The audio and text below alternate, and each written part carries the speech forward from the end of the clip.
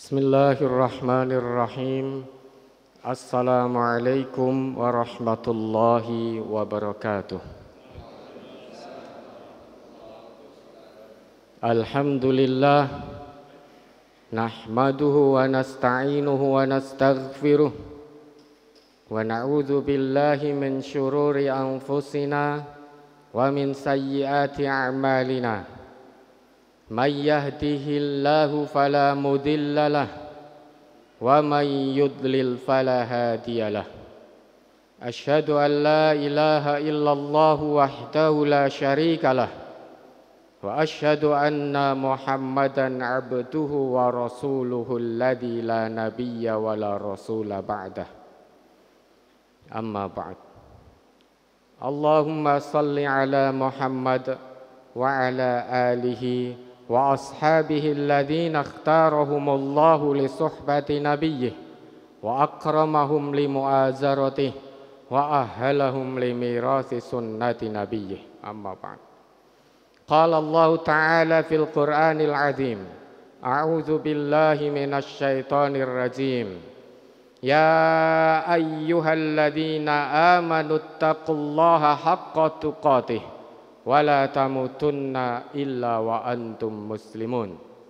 Wa qala aidan walladzina tabawwa'ud dara wal imana min qablihim yuhibbuna man hajara ilaihim wala yajiduna fi sudurihim hajatan mimma utu wa yu'thiruna ala anfusihim walau kana bihim khasasah wa man yuqa shuhha nafsihi faulaika humul muflihun.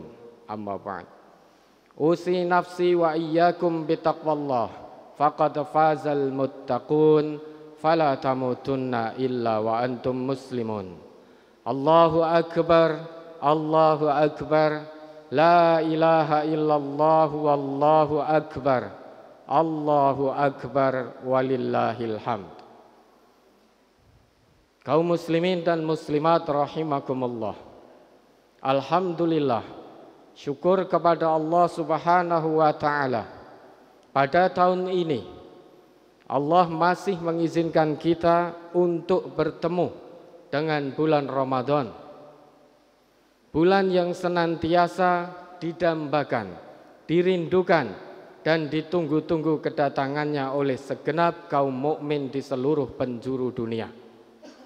Karenanya, sebagai wujud syukur kita atas nikmat dan karunia Allah Subhanahu wa ta'ala ini, mari kita senantiasa tingkatkan keimanan dan ketakwaan kita kepada Allah Subhanahu wa ta'ala dengan cara melaksanakan segala apa yang menjadi perintahnya serta meninggalkan apa-apa yang dilarang oleh Allah Subhanahu wa ta'ala dari perbuatan-perbuatan dosa maupun kemaksiatan-kemaksiatan.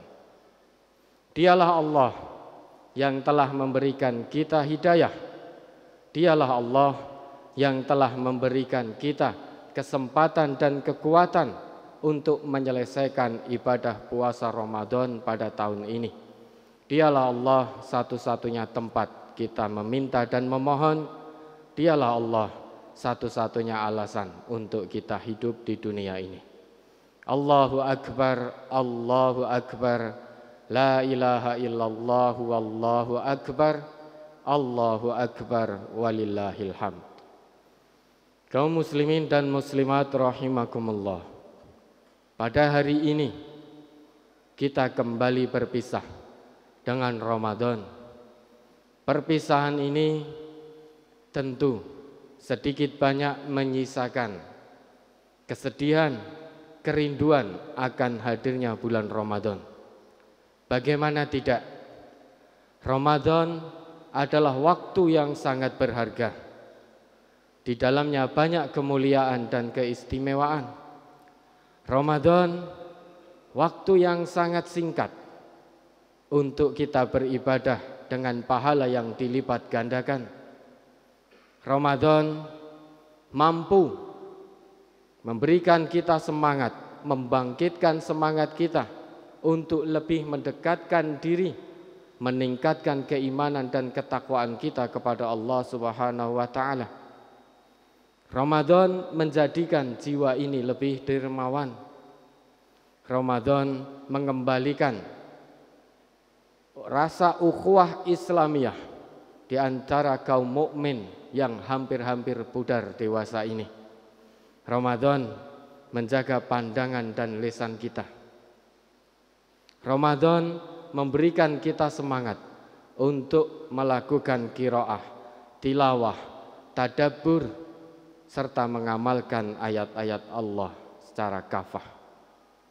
Oleh karena itu, jamaah rahimakumullah, saat ini pun tentu tidak sedikit orang yang beriman, yang bertakwa kepada Allah merasakan kesedihan dan kerinduan akan hadirnya bulan Ramadan.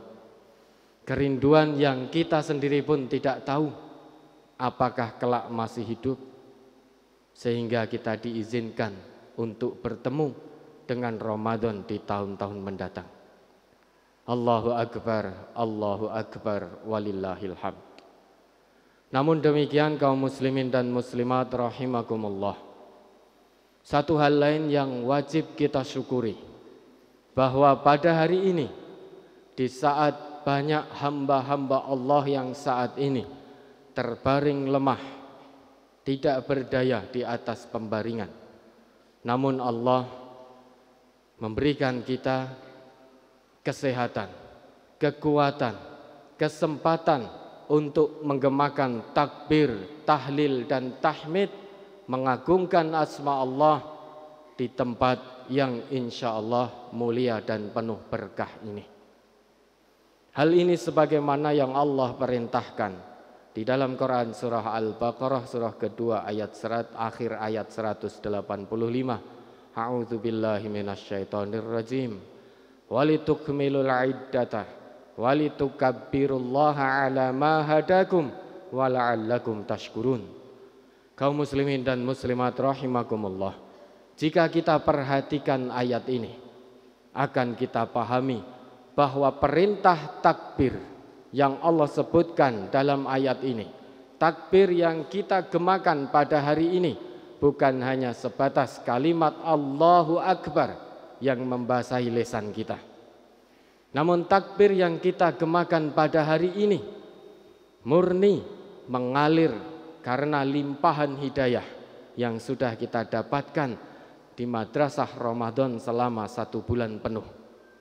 Dengan kata lain, takbir yang kita gemakan pada hari ini merupakan komitmen kita kepada Allah untuk meneruskan pendidikan-pendidikan Rabbani yang sudah kita dapatkan selama di bulan Ramadan.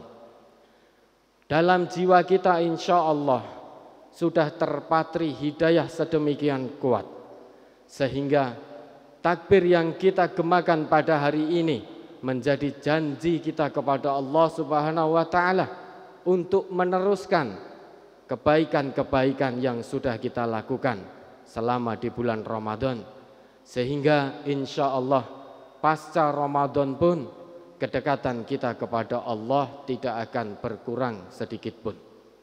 Lain daripada itu, jamaah rahimakumullah, makna takbir yang kedua di ayat ini, takbir yang kita gemakan pada hari ini juga merupakan bukti nyata rasa syukur kita kepada Allah Subhanahu wa taala.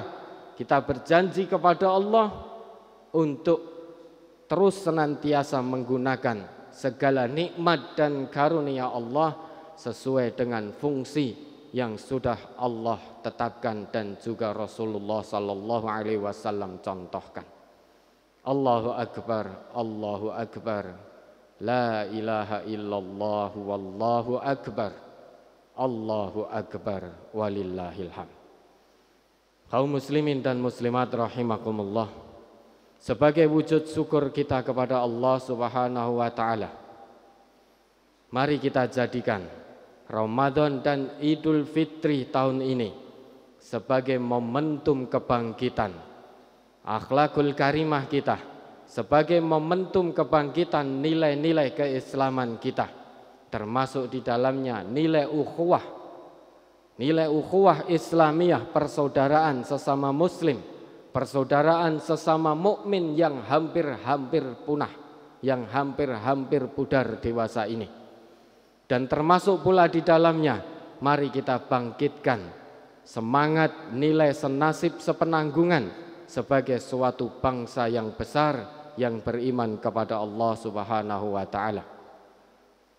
Perintah ukhuwah ini langsung Allah sebutkan di dalam salah satu firman-Nya, Quran surah Al-Hujurat ayat 10. Innamal mu'minuna ikhwah fa aslihu baina akhawaikum wattaqullaha la'allakum turhamun.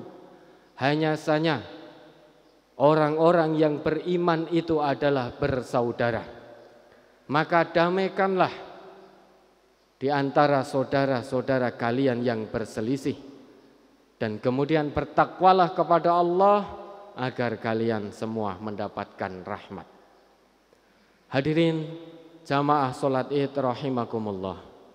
Kalau kita tadabburi ayat ini secara lebih mendalam, akan kita temukan bahwa dalam ayat ini kata ikhwah yang disebutkan dalam ayat ini beserta seluruh derivasinya atau kata turunannya tidak pernah diungkapkan oleh Al-Quran kecuali hanya untuk menunjuk makna hubungan kedekatan, hubungan kekerabatan, hubungan persaudaraan yang sangat erat sehingga tidak akan bisa dipisahkan oleh sebab dan apapun jua.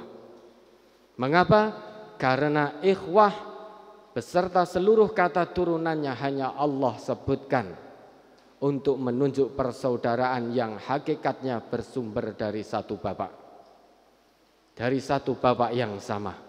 Hal ini pula yang Rasulullah sallallahu alaihi wasallam tegaskan dalam sebuah sabdanya, an Abi Hurairah anin Nabi sallallahu alaihi wasallam qala an-nasu kulluhum banu Adam wa Adamu khuliqa minat turab. Bahwa seluruh manusia itu adalah keturunan Adam dan Adam diciptakan dari turab, dari tanah. Berpijak pada ayat dan hadis di atas, kita bisa mengambil ibrah, mengambil pelajaran.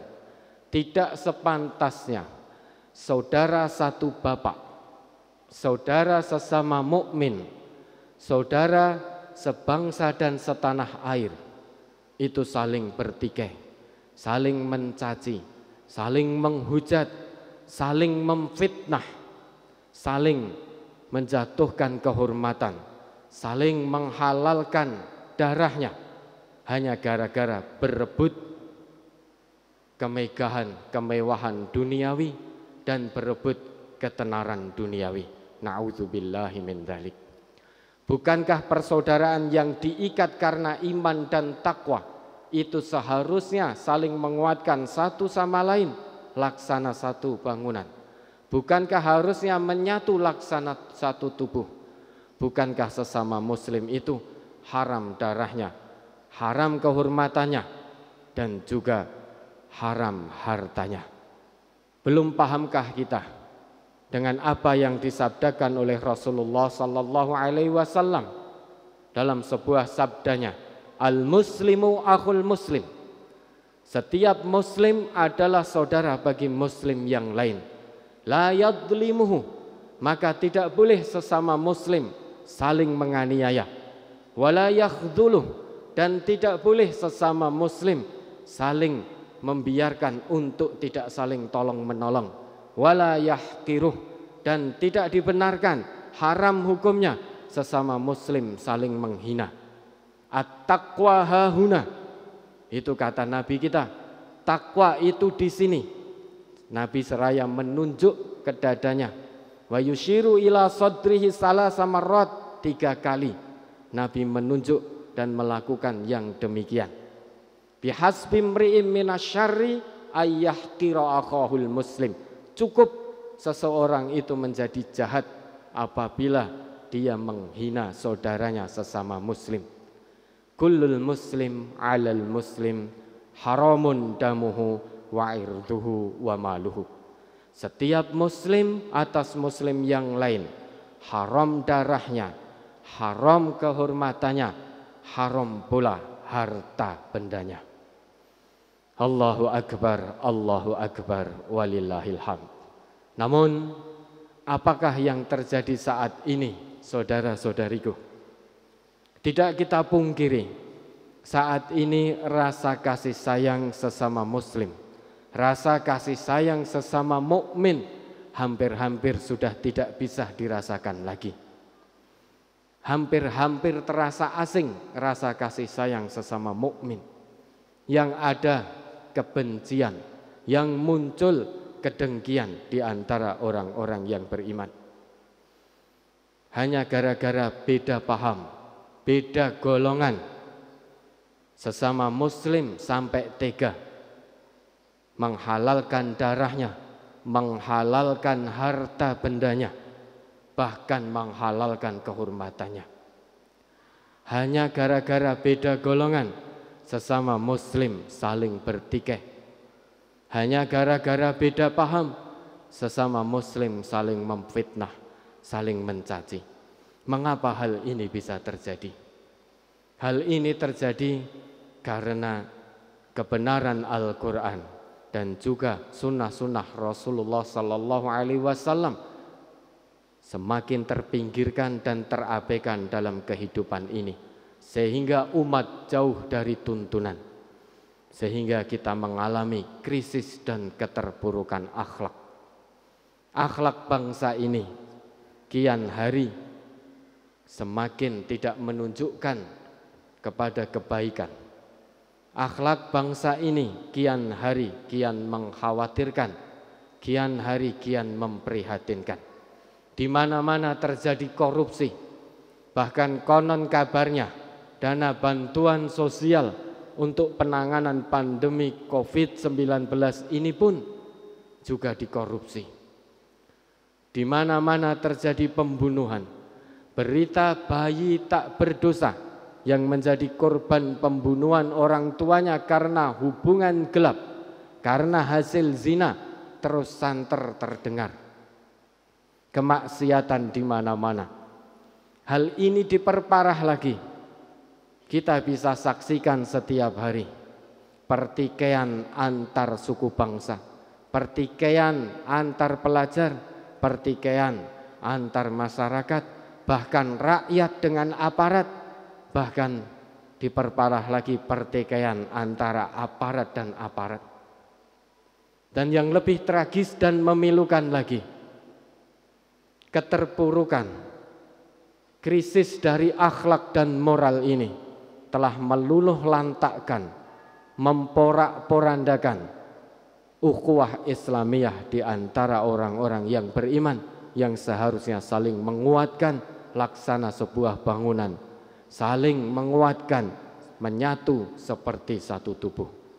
Bangkitlah saudara, bangkit dan sadar wahai segenap orang-orang yang beriman dimanapun berada. Bangkit dari krisis akhlak ini.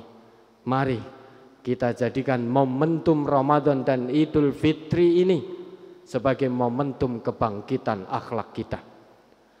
Belumkah tiba saatnya wahai saudara-saudariku, pandemi yang berkepanjangan ini menyadarkan kita. Bukankah sudah 2 kali Ramadan, 2 kali Idul Fitri kita dipertemukan oleh Allah dalam situasi pandemi seperti saat ini? Belumkah tiba saatnya pandemi berkepanjangan ini menyadarkan kesalahan dan kekhilafan kita? Belumkah tiba saatnya pandemi ini menyadarkan kita akan dosa-dosa kita, sehingga kita segera kembali kepada jalan yang Allah ridhoi? Belumkah tiba saatnya? Kalau ternyata pandemi berkepanjangan ini belum mampu untuk mengembalikan, belum mampu menyadarkan kita, belum mampu mengembalikan kita kepada jalan Allah, lantas kita butuh berapa tahun pandemi lagi agar semua ini bisa mendekatkan kita, mengingatkan kita untuk kembali dan lebih dekat kepada Allah Subhanahu wa taala. Mari kita bangkit, kita jadikan momentum ini, momentum Ramadan dan Idul Fitri tahun ini, pandemi berkepanjangan ini, untuk kembali kepada Allah.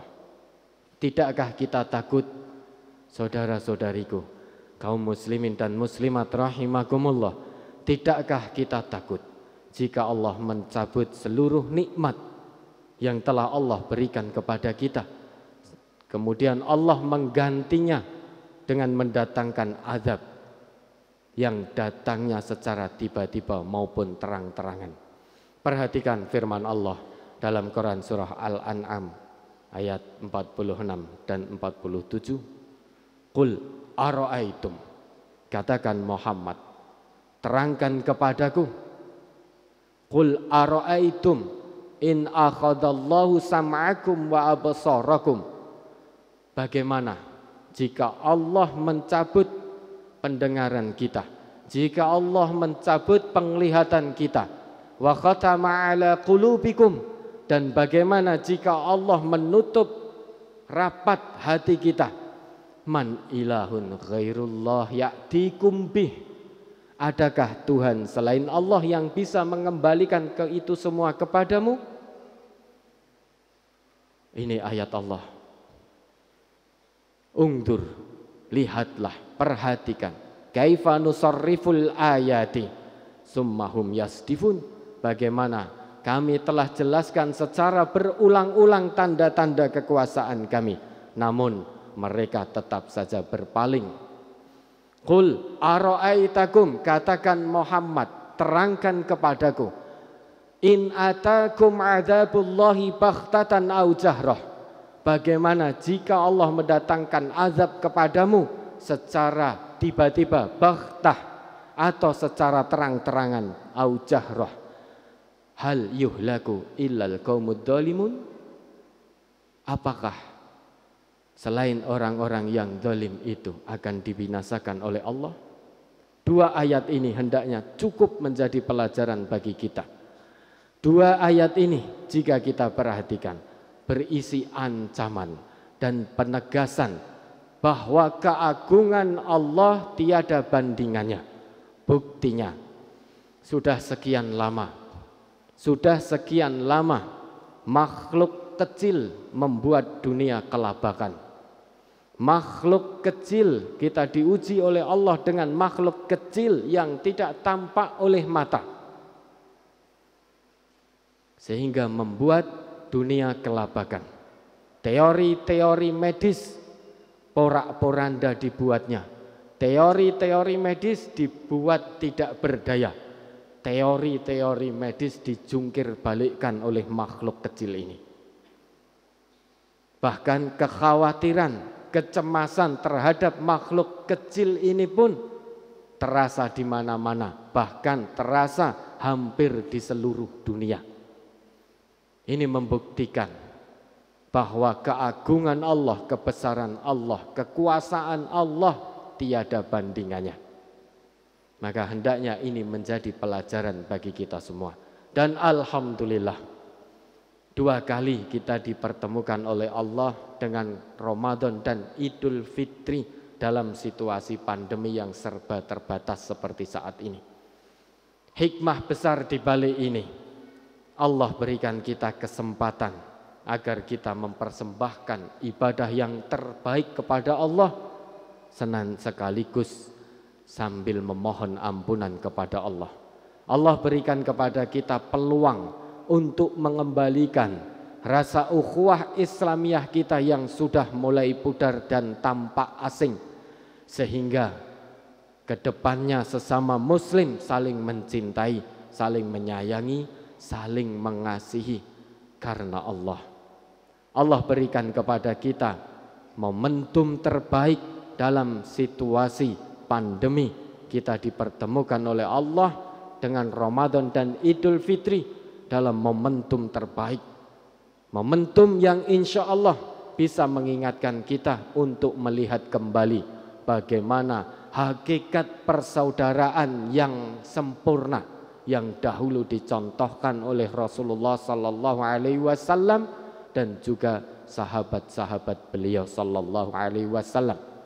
kesempurnaan persaudaraan beliau-beliau itu hingga Allah abadikan di dalam Quran surah Al-Hasyr surah ke-59 ayat 9. Walladzina tabawwa'ud dara wal imana min qablihim yuhibbuna man hajara ilaihim wala yajiduna fi sudurihim hajatan mimma utu wa yu'siruna ala anfusihim walau kana bihim khasasah wa may yuqa syuhha nafsihi faulaika humul muflihun. Itu kata Allah. Dan orang-orang yang telah dahulu menempati kota Madinah dan beriman, yaitu kaum Ansor, sebelum kedatangan kaum Muhajirin ke tempat mereka, mereka mencintai man hajara ilaihim, orang-orang yang berhijrah kepada mereka. Wala yajiduna fi sudurihim mimma utuh, dan kaum Ansor tidak memiliki keinginan sedikit pun di dalam hati mereka atas apa yang telah diberikan kepada kaum Muhajirin. Wa yu'siruna ala anfusihim walau kana bihim khasasah. Dan mereka kaum Ansor berlomba-lomba mendahulukan kepentingan saudaranya, yaitu kaum Muhajirin, meskipun mereka sendiri membutuhkan. Wa may yuqa syuhha nafsihi, dan barang siapa yang dijaga oleh Allah dari kekikiran, faulaika humul muflihun, itulah hamba-hamba Allah yang beruntung. Kita bisa melihat melalui ayat ini bagaimana persaudaraan ukhuwah Islamiyah yang begitu erat yang dicontohkan oleh Rasulullah tatkala mempersaudarakan kaum Ansor dan kaum Muhajirin. Kita bisa lihat bagaimana kaum Ansor berlomba-lomba, bagaimana kaum Ansor berlomba-lomba untuk mengutamakan kepentingan saudaranya, yaitu kaum Muhajirin, di atas kepentingannya sendiri, meskipun mereka juga membutuhkan. Dan ini pelajaran yang sangat berharga bagi kita orang yang beriman, terlebih lagi di saat pandemi seperti ini. Mari kita berlomba-lomba, untuk mengulurkan tangan dengan uluran yang terbaik. Kita bantu saudara-saudara kita yang membutuhkan. Kita bantu saudara-saudara kita yang terdampak. Mari kita saling mencintai, saling mengasihi, saling menyayangi sesama muslim, sesama mukmin, sebagai sebuah satu bangsa yang besar yang beriman kepada Allah Subhanahu wa taala. Semoga pandemi berkepanjangan ini mampu menyadarkan kita akan pentingnya akhlakul karimah, akan pentingnya nilai-nilai ukhuwah Islamiyah yang sudah mulai hilang. Semoga Allah sembuhkan orang-orang yang sakit, saudara-saudara yang sakit di antara kita. Semoga Allah pulihkan ekonomi saudara-saudara kita yang terdampak. Semoga Allah merahmati dan meridai kita semua. Amin ya rabbal alamin.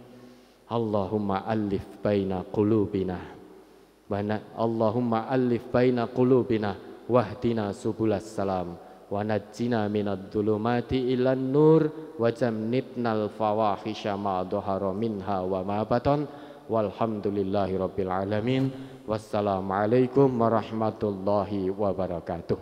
Terakhir kami ucapkan taqabbalallahu minna wa minkum. Konturipun nderekaken sugeng.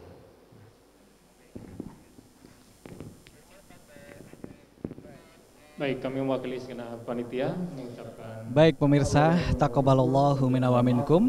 Dan pemirsa dimanapun Anda berada, itu tadi telah kita simak bersama tausiah oleh beliau Al-Ustadz Nur Khalid Syaifullah LCM yang sudah diberikan kepada kita semuanya, seluruh jamaah yang mengikuti Sholat Idul Fitri 1442 Hijriah di Pondok Pesantren Majelis Tafsir Al-Quran. Pemirsa, menarik karena kegiatan ini simpel tetapi tetap menjaga protokol kesehatan dengan semaksimal mungkin. Dan kalau saya boleh menyimpulkan, ada beberapa poin yang beliau sampaikan kepada kita tadi agar kita bersyukur karena kita masih masih diberikan kesempatan untuk puasa Ramadan 1442 Hijriah dan Idul Fitri. Kemudian pasca Idul Fitri dan Ramadan ini kita diharapkan untuk tetap membawa nilai-nilai Ramadan di 11 bulan yang akan datang, dan insya Allah kita siap menjambut Ramadan tahun berikutnya. Dan kemudian yang terakhir adalah tetap menjaga ukhuwah Islamiyah di antara kita dan saling menguatkan antara kita, dan tetap menjaga Al-Quran dan Sunnah sebagai panduan hidup kita. Saya mewakili teman-teman yang bertugas untuk sholat Idul Fitri 1442 Hijriah dari Pondok Pesantren Majelis Tafsir Al-Quran mengucapkan terima kasih. Taqabbalallahu minna wa minkum. Wassalamualaikum warahmatullahi wabarakatuh.